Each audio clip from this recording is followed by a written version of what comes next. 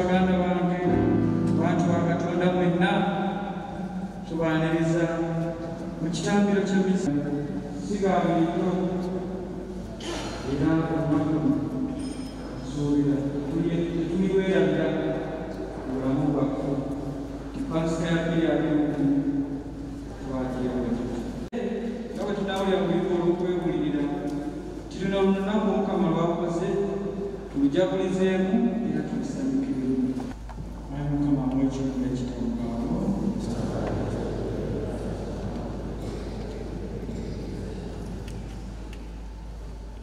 Bano nabo beesalidde mu ngeri enjawulo mu kitambiro kya misa eno. Maria Sebadda. Hallelujah, hallelujah, hallelujah, hallelujah, hallelujah.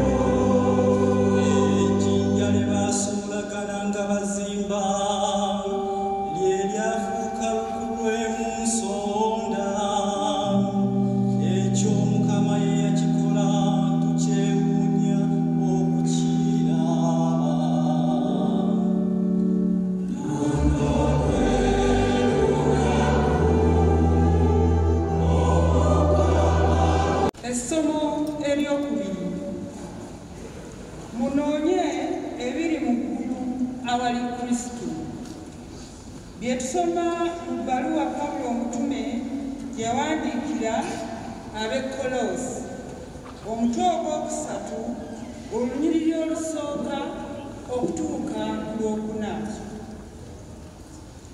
Abooluganda, oba mwazuukira ne Kristo, mufe ku bya muggulu eyo Kristo gy'ali ng'atudde ku bwa ddyo obwa Katonda. Ebyawaggulu bye bibawoomera naye si bya ku nsi. Ndaba muli bafu, obulamu bwammwe baabukweka ne Kristo mu Katonda. Kristo nno bw'alabika oyo obulamu bwammwe olwo nammwe ne mulabika wamu naye mu kitiibwa. Ebyo Mukama yabyogera.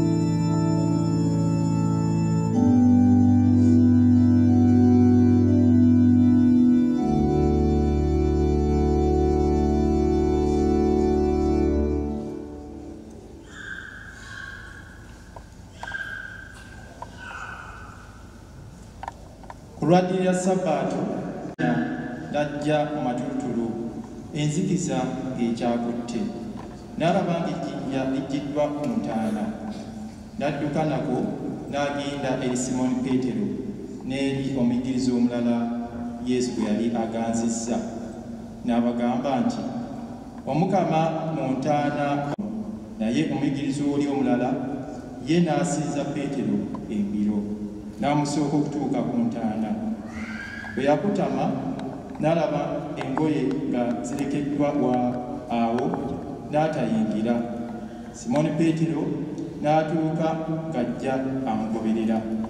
N'ayingira mu ntaana n'alaba engoye nga ziteekeddwa awo n'ekiremba ekyali ku mutwe gwe nga tikiteekeddwa wamu na ngoye endala, naye nga kizingiddwa ne kiteekebwa wakyo. N'omuyigiriza oli omulala eyali asoose okutuuka ku ntaana n'ayingira n'alaba n'akkiriza, kubanga baali tibannamanya kiwandiiko ekigamba nti taaleme kuzuukira mu bafu. Abooluganda, ebigambo by'Evvanjiri eryo bikomye wano.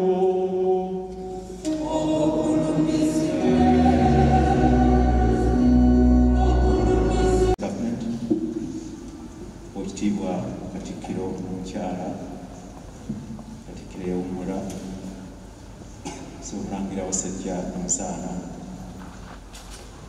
abasirikale ba Paaka, abayambisi b'odda n'abadde bagenda okwambisibwa olwaleero, singa sinjega gye twaguddeko, abakungu abalala bali wano, Bakristo baganda bange, okusookera ddala njagala okubasaasira olw'okufiirwa kitaffe Ssaabasumba. Ffenna kyali kyekangu era kyali kyekangu, tukyageza okutegeera Omukama kye yatukoledde, naye nga kinene kizibu, naye nga tulina okukikkiriza nga bukiri. Kiguddewo mu wiikendi eno nga tukuza amasuukira ga Mukama waffe Yesu Kristo. Omukama alina obubaka bw'atugamba, alina kyeyagala tuseeko essira. Omukama atuyita ebirowoozo byaffe tubiteeke wamu, tutunulye okukkiriza kwaffe, okusuubira n'okwagala nga bwe biri mu bulamu bwaffe ate nga bwe bitambula. Nga bali bano n'abali ku mitimbagano n'abali ku radios, jjajjaffe Kardinali Manning Bwamala abasaasidde nnyo olw'enjega eno eyaguddewo. Nga bumanyi tasobola kuba naffe mu bbanga lino, naye ali naffe mu ssaala era asabira omugenzi Omukama amuwe ekigula ky'emirembe. Tuli mu kibobeera naye ate tuli mu ssanyu lya Paasika. Eyo yeringanga okukoonagana oba contradiction eri awo gye tulimu, naye nga Omukama bw'atyo bwe yageze era nga kasa bw'ayagala bw'atyo tutambule ate tubeere mu budde buno.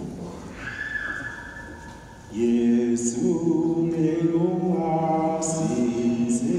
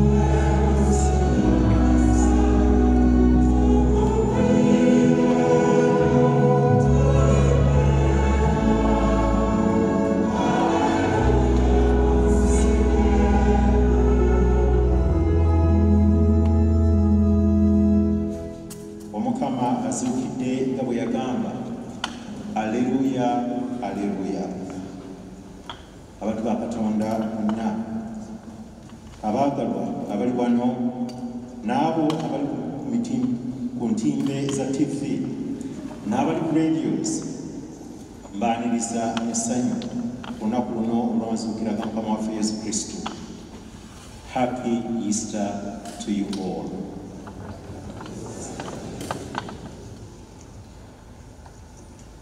Gavana natandise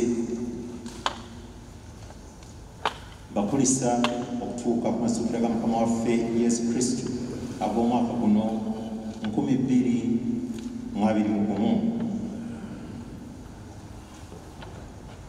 Tubakulisa buli omu kinnoomu, ate mu ngeri ey'enjawulo twagala okulisaamu abalondebwa ku busirikale bwa paaka abandi badde bambazibwa olwaleero, naye omukolo gwayongezeddwamu mu maaso olw'embeera gyetulimu.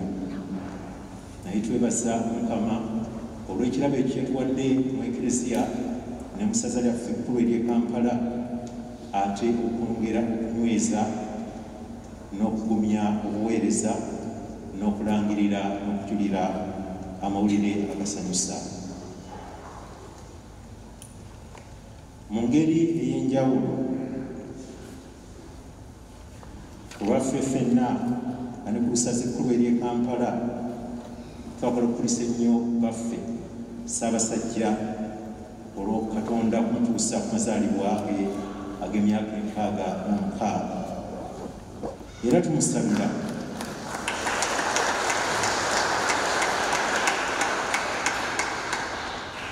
tumusabira mu kitambiro kino Omukama amwongere obulamu, amwongere okumugumya ayongere okukulemberamu mu buvunaanyizibwa n'ekitiibwa kye yamuwa, akulembere bulungi abantu be mu Buganda ate mu Uganda ng'amutangaaza ng'amulungamya. Sala yaffe tugiweereza mu kitambiro kino mu ngeri enjawulo ku lulwe ate ne ku lwa gavumenti ya Ssaabasajja. Mukama abasaasire abatuuse mu bwakabaka bwe. Ayi Omukama bawe ekikulu ekitaggwaawo n'ekitangaala eky'olubeerera kibaakire batulengere emirembe. Amiina. Tusabira abalwadde, Omukama abajjanjabe ate abakumye. Ekitambiro kyaffe kino kye tuweereza ku lunaku luno olw'amazuukira ga Mukama waffe Yesu Kristo kitugumye mu kukkiriza, mu kusuubira ne mu kwagala. Ffenna tubeere ddala bantu ba Katonda, tubeere ddala Abakristu abanywevu ate abakalangufu. Ne tutukuza ekyamagero eky'okuzuukira kwa Mukama waffe Yesu Kristo. It is a reality, not a fable or a fake story. Oba omupango kituufu, kyabaawo era kikakafu. Mu ssomo lyaffe erisoose erivudde mu kitabo ky'ebikolwa by'abatume, Peetero annyonnyola amazima g'ekyamagero kino. Atugambye nti gwe batta nga bamumanika ku muti, Katonda yamuzuukiza ku lunaku olwokusatu, n'amuwa okweyoleka si buli muntu wabula abamu Katonda be yali alondobyemu bakakase. N'agamba nti be baffe abaalya ne tunywa naye ng'amaze okuzuukira. Peetero omutume n'atukakasa bw'atyo nti bo baali naye, Katonda kitaffe amaze omuzuukiza nga mulamu, takyaddayo kufa. Singa Kristo teyazuukira, bye tuyigiriza byandibadde bya bwereere, ne bye tukkiriza byandibadde bya busa. Pawulo omutume bw'atyo bw'atugamba. Naye olw'ekyo okuzuukira kwa Mukama waffe Yesu Kristo gwe musingi era amaanyi g'okukkiriza kwaffe. Awo we tuyimiridde, we tukakasiza era ne tutambula ng'emitima n'emitwe gyesimbye bulungi.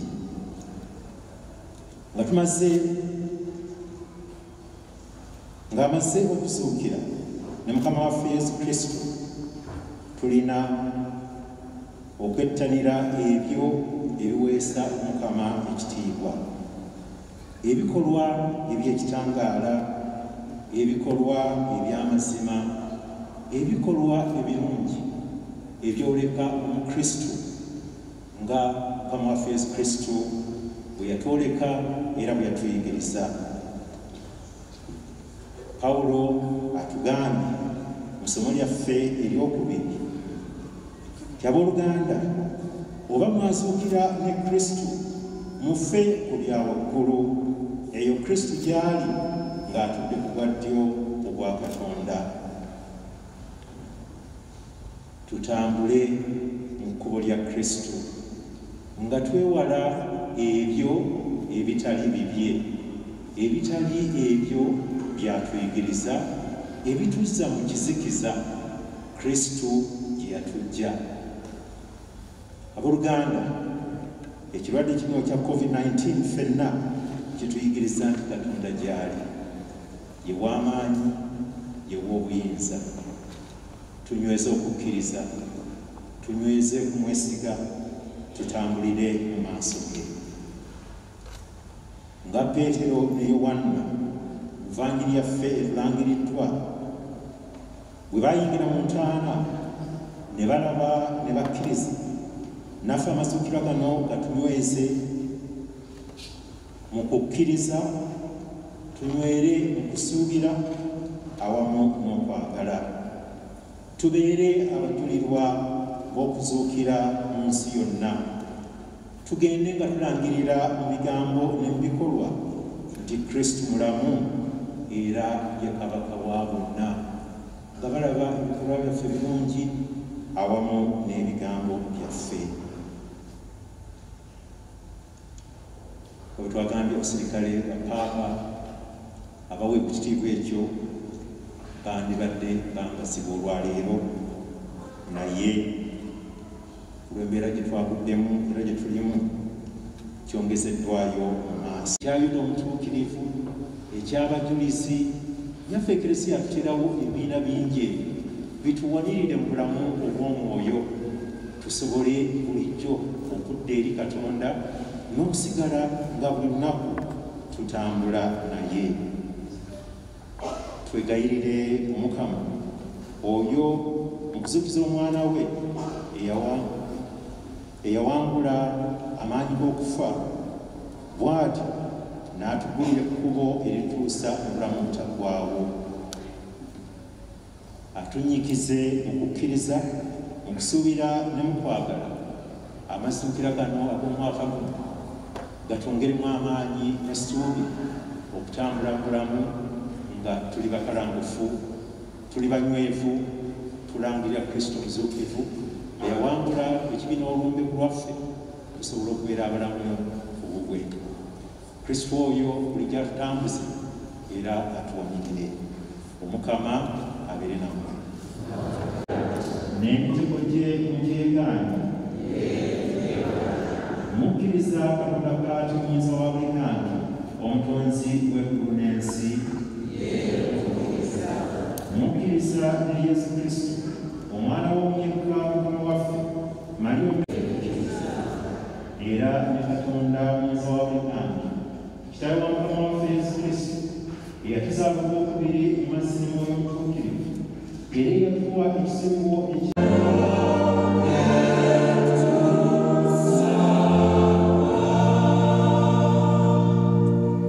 Katonda Kitaffe, tukukwasa baganda baffe abalwadde, abo bonna abalina ebisibo ebya buli ngeri, abali mu makomera.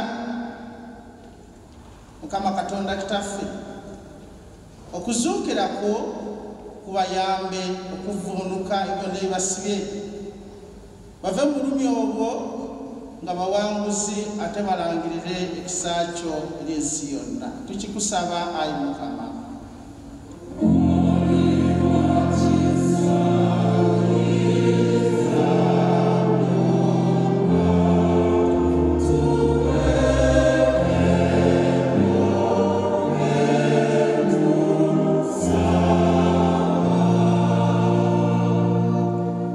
Tusabire Ssaabasajja Kabaka.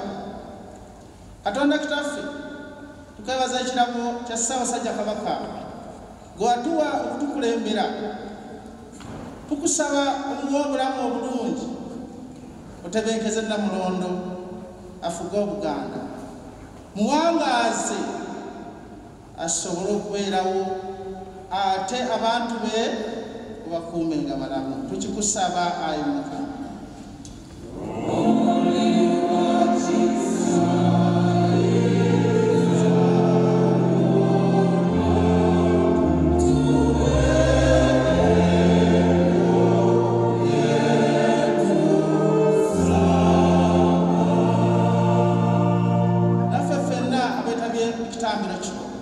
Katonda Kitaffe, olw'okuzuukira kwa Kristo, tuwe bulijjo tusigale mu ssanyu eryo, tunywere mu kukkiriza, mu kusuubira ne mu kwagala. Tukikusaba ayi Mukama.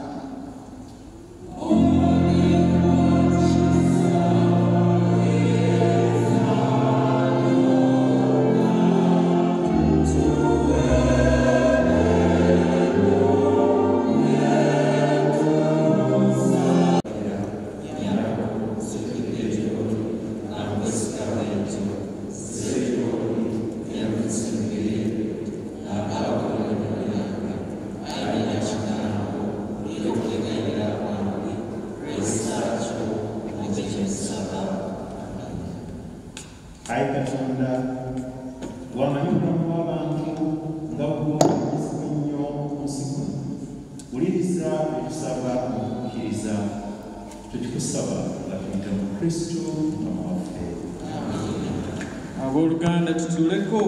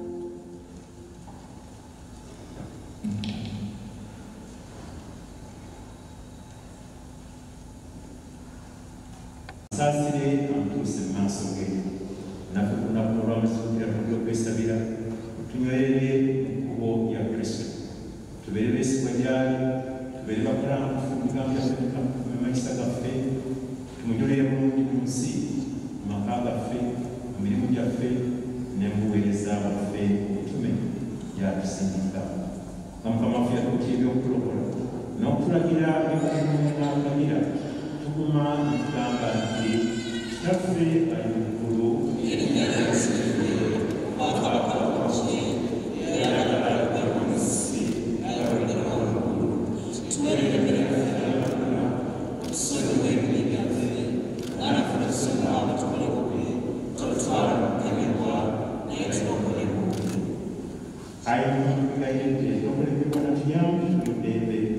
tugirire ekisatu n'ekigenda kusonna tutebenkere awutatutawukana kuno nga tulina okwesiima kutusuubiza namukola omulokozi waffe yesu kristo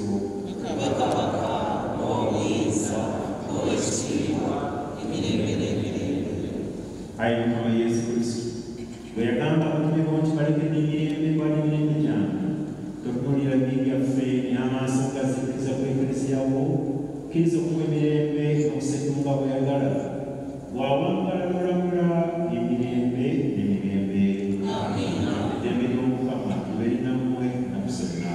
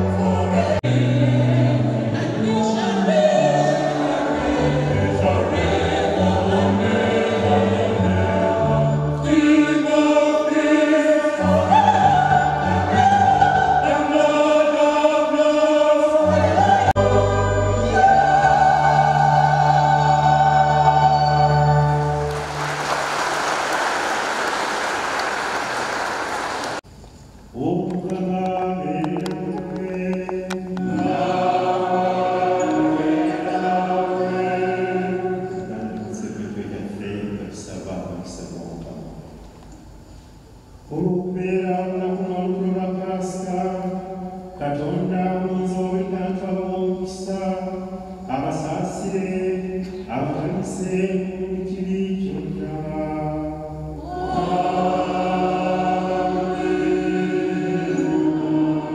Oyo okuzuukira kw'omwana we abategekera obulamu obutaggwaawo abawa empeera ey'obutafa.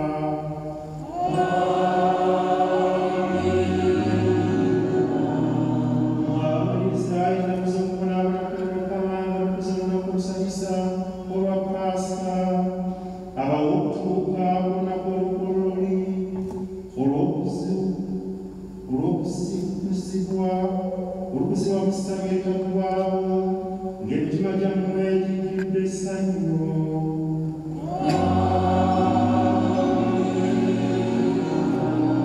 Omukisa oyinza wabinantu Paatire Mwana ne Mutuukirivu gubakkeko tubasigaleko emirembe n'emirembe.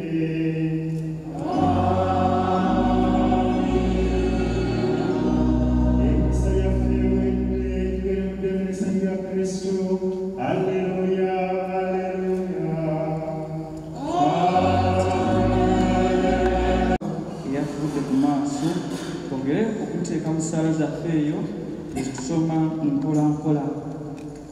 Twebaza kwaya yaffe n'omunanga agaddewo St. Cecilia kwaya, mwebale kutuyimbira bulungi n'emutyo. Twebaza ba volunteers ne ba ushers abatuyambye okulaba nga enteekateeka nnungi wano mu Lutikko n'okulaba nti abantu batuula bulungi bassebo ne bannyabo. Mwebale omulimu omulungi. Twebaza n'abaweereza baffe mu misa wano, Mukulu Michael n'Omukulu Mutyaba, seminaari waffe ne Brother Dumba. Ssebo mwebale kubeerawo okulaba nga altaali eno emirimu gisobola okutambula obulungi. Mwebale nnyo obuweereza obwo. Twebaza ne basisita baffe abalungi.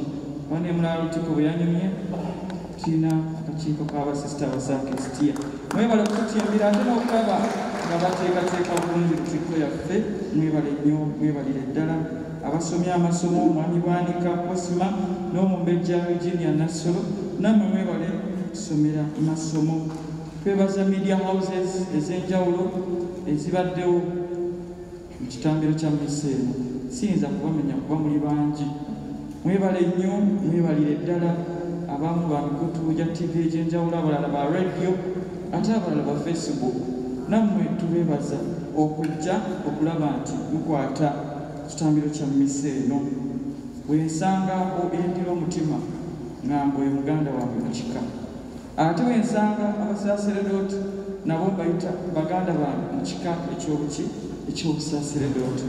Siyinza kuva wano nga seebazizza baganda bange mu busaseredooti nga nsookera ddala ku mutambizi waffe omukulu Vicar General waffe ow'essaza ekkulu n'ery'e Kampala, Musinya Charles Kasibante. Tweyanzizza okutemberamu ate n'okubuliisa ekigambo. Ssebo mwebale nnyo, mwebalire ddala. Ate nebaza ne Vice Chancellor waffe Father Richard Mwebe ambugiriza wammwe. Nze Father Stephen Mayanja, Assistant Cathedral Administrator. Tweyanziza nnyo. Okusookera ddala njagala mwenna okubakulisa okutuuka ku lunaku luno olwa Pasika ey'omwaka guno. Kuliko ennyo mukulikire ddala. Ziranga okwebaza mukadde waffe Vicar General Musinya Charles Kasibante atukulembedde mu kitambiro kino. Abalala bonna bamaze okubeebaza okuggyako omulongo wa Swadungu abatuwa ebimuli bino buli Christmas ne Easter.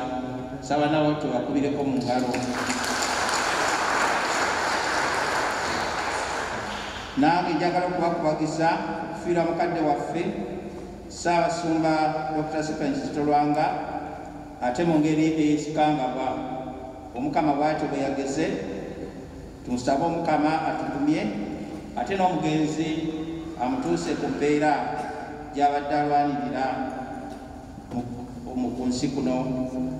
Kano nyinza okukerabira, tutaddewo ekitabo wali mu luggya lw'abakulu ba VIP omusobola okugenda ne muwa obubaka bwammwe ne musayininga chancellor yali. Kaakati ensonga ey'okubiri, ensaba okwaniriza abakungu bano abampeereddwa bemasikonyeeko naye era naawe tukwaniriza. Nsaba twanirize Oweekitiibwa Honorable Jesse Muyingo azze wano mu linnya lya gavumenti. Ssebo weebala okujja. Nyaniriza nnyo Oweekitiibwa Charles Peter Mayiga Katikkiro wa Buganda n'omukyala. Ssebo weebala okujja. Ate n'Oweekitiibwa Mulwanyammuli Ssemwogerere Katikkiro yawummula, weebale butatulekerera. Nyaniriza nnyo Honorable Minister Florence Nakiwala Kiyingi, weebale okujja nnyabo. Ne Honorable Minister Vincent Sembijja, naye weebale okujja. Oweekitiibwa Prosperous Nankindu Kavuma, nsanyusa okulaba. Honorable Robert Kyagulanyi Ssentamu n'omukyala.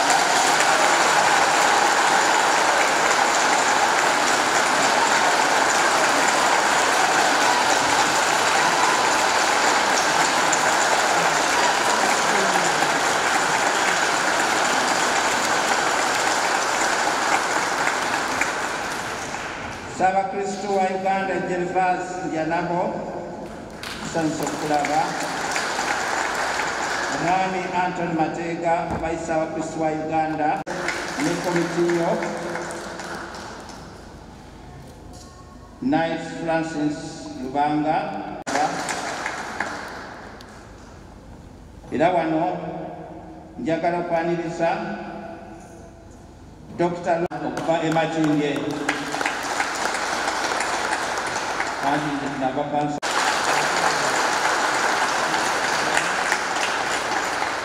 Kati era nga sinagenda ku birala, kasooka okuyozaayoza abasirikale ba Paapa abalondeddwa abadde bakwambazibwa mu mmisa eno mu bufunze. Era twaniriza nnyo omwami wa Centenary. Abasirikale ba Paapa tubafireko mu ngalo ne baddemu. Baddemu balula. Kuliko n'abakyala. Kaakati mwami Mateega enjagalo yagula abakulu bano. Nene essanyu okubanjulira abasirikale ba Paapa. Mu Luganda bonna basigala abasirikale.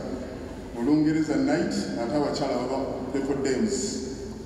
Nga ntandika ku luuyi luli olusembayo tulina Professor Peter Kaseenene. Amuddirira ye Purple Dame Immaculate Nansubuga. Omukulu addako ye Knight Emmanuel Katongole. Omukulu addako ye Knight Joseph Yega. Omukulu amuddirira naye wangabi ye Dr. Knight Saturnus Kasozi Mulindwa. Nange kamwa koogera Knight Antonio Nakirya Mateega. Nange wangabi olunaku atasobodde okubaawula enkyukakyuka ezabaddewo. Purple Dame Regius Yiga awamu ne Purple Dame Teresa Imbire. Ffenna awamu bwe mugatte 8. Mwebale nnyo, mwebaliriza.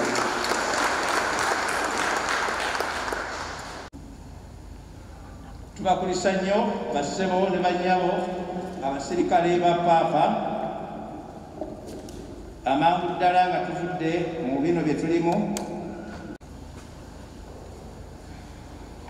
Lubaga Cathedral Parish Tuesday Class, Obis and Ogis. Ekibiina ekyo kitegeeza abantu bonna abaafumbibwa oba abaasomera wano mu Lubaga Tuesday Class ne bafuna obufumbo obutukuvu. Sebo mukadde waffe Vicar General Musinya Kasibante, Sebo bwana mukulu Father Mayanja, Father Musala n'obukulembeze bw'Eklezia, Oweekitiibwa ennyo Katikkiro waffe, Katikkiro wa Buganda, Oweekitiibwa Katikkiro yawummula mukadde waffe Omulangira Mulisa Mugerere, Sebo Omulangira Wasajja Minisita waffe, na mwenna Bakristu bannaffe mwenna, Omukama mulungi obudde bwonna.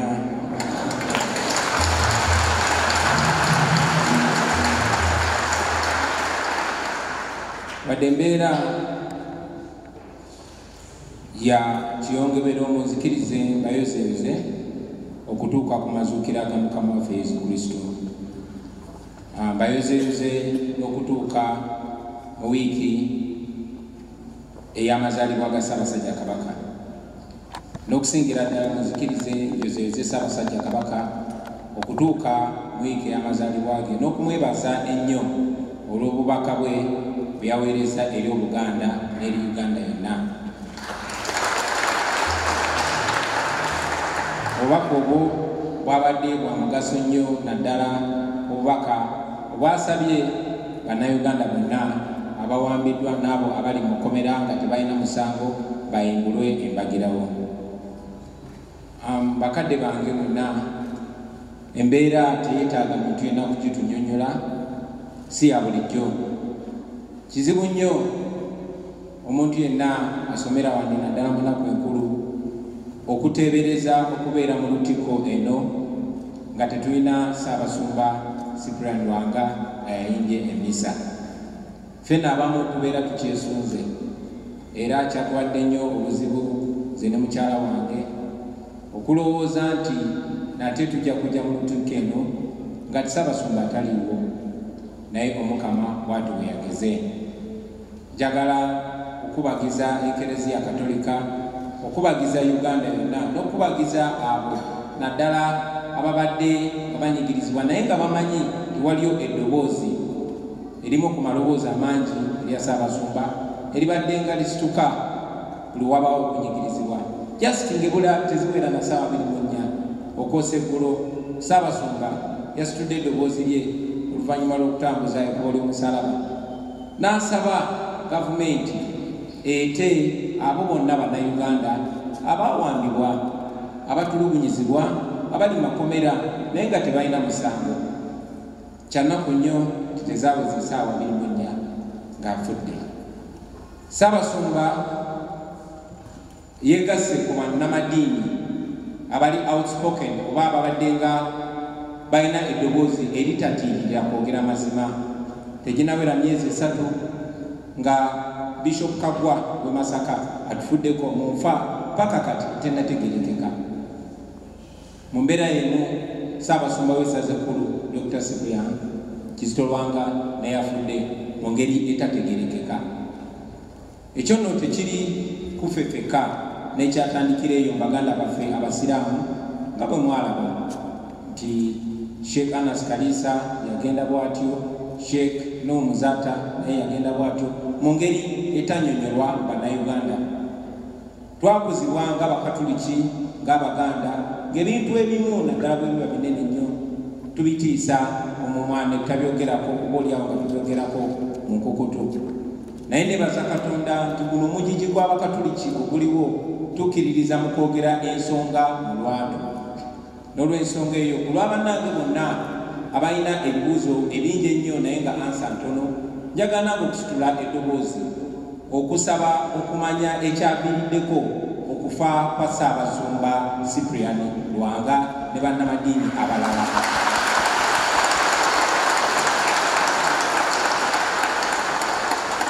Oba olyawo omukisa okubuuza ebyo ebibuuzo ebikakali Mukama gutuwa nga tukyali balamu.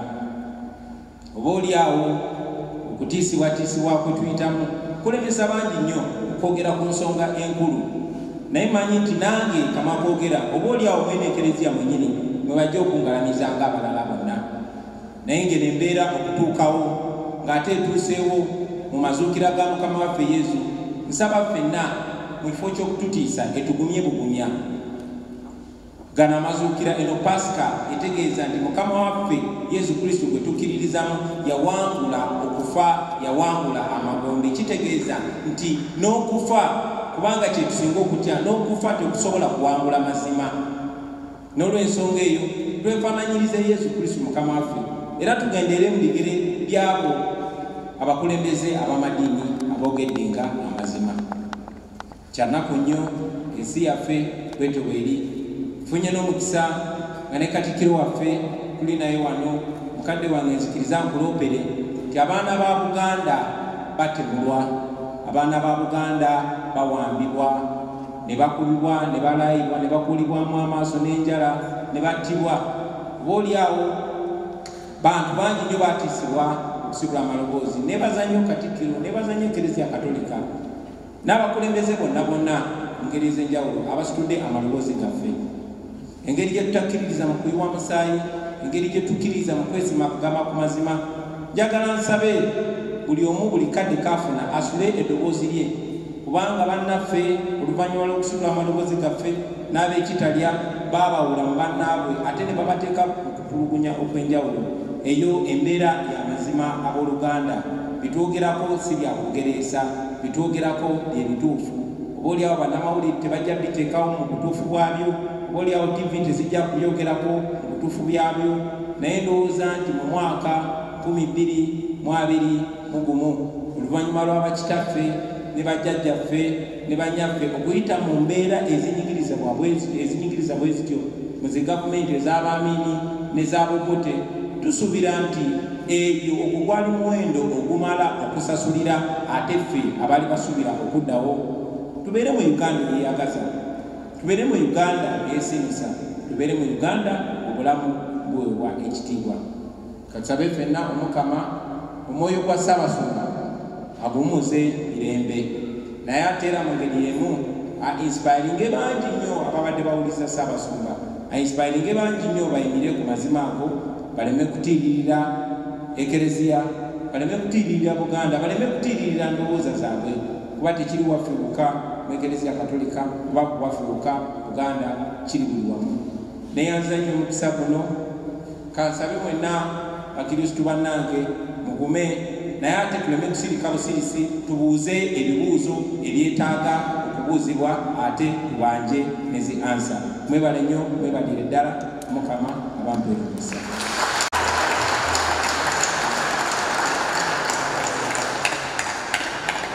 Kale nnyo Honorable Robert Kyagulanyi obubaka bwo. Kati ekiddako n'obuwombeefu ssebo Katikkiro lwe twebalizaako Katonda olw'ekirabo ky'emyaka 66 egya Ssaabasajja Kabaka wa Buganda. Ssebo Katikkiro. N'abasasedooti b'oli nabo, mukulu wange mu Bwakatikkiro Oweekitiibwa Mulwanyammuli Ssemwogerere, Omulangira David Kintu Wasajja n'Omuzaana Nanja, Ssebo Minisita John Chrysostom Muyingo ne baminisita abalala abatwanjuddwa okuva mu gavumenti eya wakati, Nyabo Minisita Prosperous Nankindu nga ye ssentebe w'enteekateeka ez'okujaguza amazaalibwa ga Kabaka,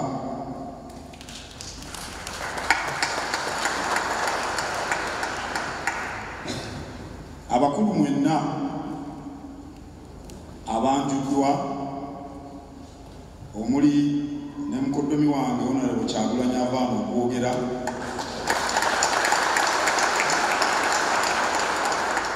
bassebo ne bannyabo, nange kansooka okwebaza Vicar General okutukulembera mu kitambiro kya mmisa kino. Ssebo tweyanziza, tweyanzeege. Mbakulisa okutuuka ku mazuukira ga Mukama waffe Yesu Kristu. Aleluya, azuukidde nga bwe yagamba. Nange nkulisa abasirikale ba Paapa basatu ku bo bakojjange balamba bangabye. mukulike nnyo mukulikire ddala.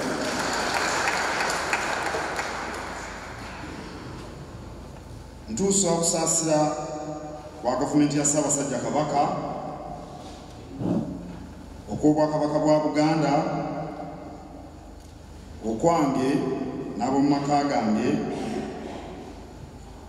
eri ab'oluganda lwa Ssaabasumba Cyprian Kizito Lwanga.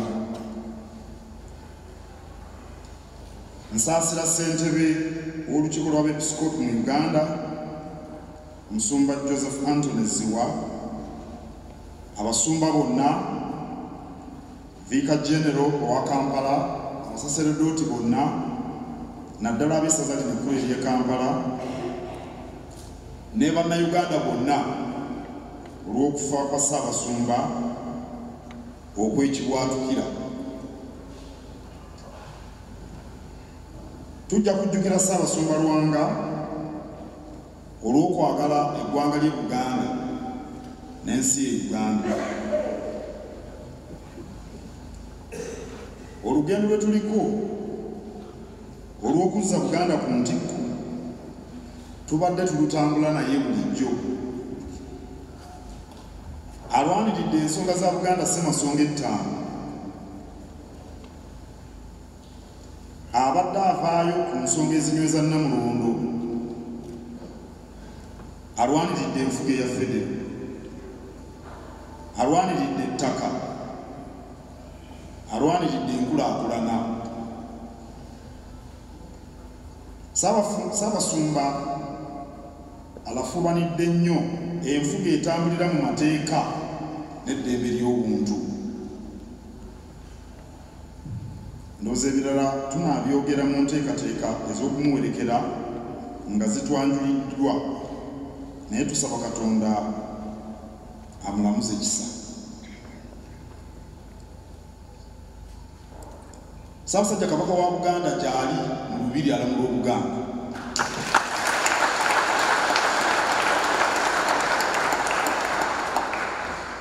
Ennaku z'omwezi 6 omwezi ogwokusatu nabategeeza nti Ssaabasajja yali agenzeko e Kenya okubaako mikwano gya Buganda egy'enjawulo egy'enkizo gy'asisinkana, era yagisisinkana. Yakomawo ku Lwokutaano oluwedde nga 2 omwezi guno era mu Lubiri gy'ali.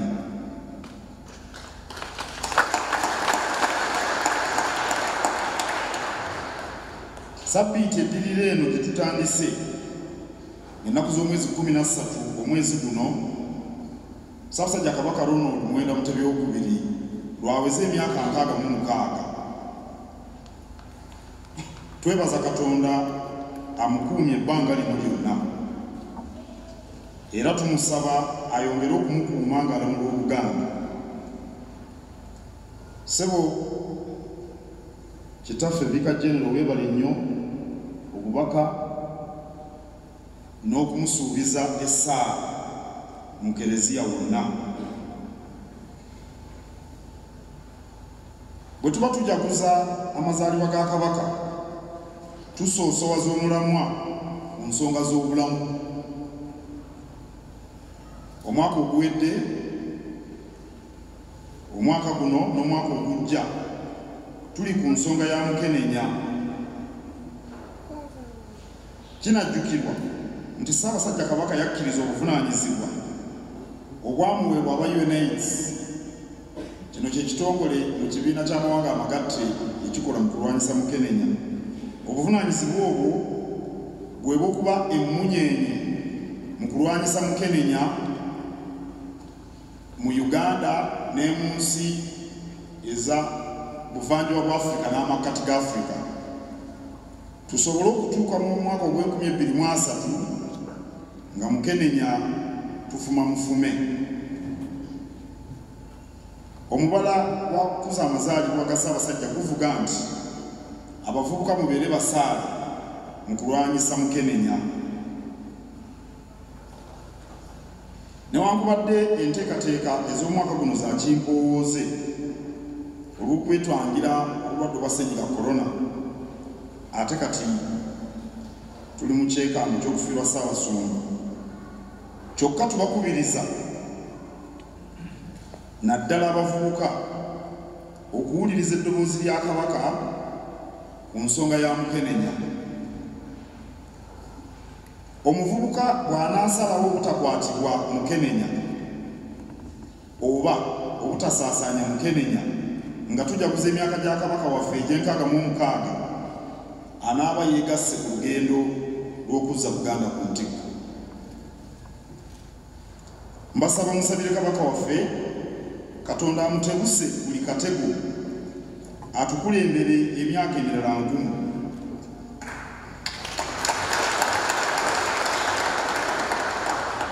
Obubaka bw'amazuukira bwe yawadde Ndoza Mwangulabye ng'akkaatiriza eddembe ly'obuntu n'okussa ekitiibwa mu bulamu bw'abantu. Nziramu bannange okubakubisa olwa Paasika. Nziramu okubasaasira okufiirwa Ssaabasumba, era tusaba Katonda ffenna atugumye mu kaseera kano akazibu. Ayi Katonda kuuma kabaka waffe.